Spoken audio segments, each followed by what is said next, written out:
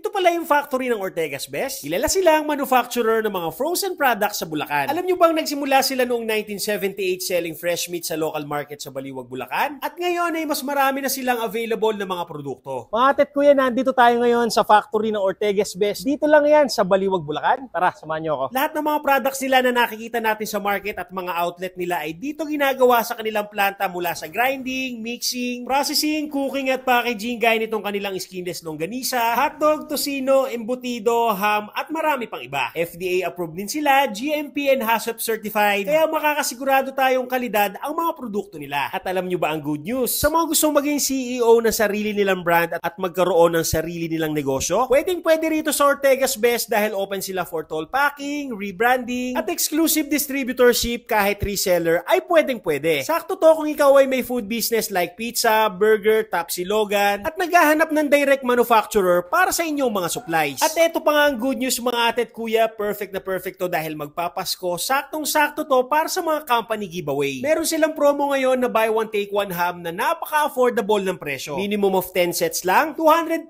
pesos only para sa set ng Santa Ham at 399 pesos naman para sa pamaskong hamon. Meron din silang hamon de bola, 334 pesos, at meron din silang Noche Buena ham, 535 pesos. Mga ate at kuya, meron din mga available na ham si Ortega's Best. Pero pag gusto nyo mas maging premium ang Christmas nyo, meron silang available na ham leg primera, 790 per kilogram lang. Para sa lahat ng mga katanungan, pwede nyo i-message ang Ortega's Best Official sa kanilang Facebook page. At kung gusto nyo namang bumili ng mga products sila, eto ang mga listahan ng mga branches nila. O paano mga ate at kuya?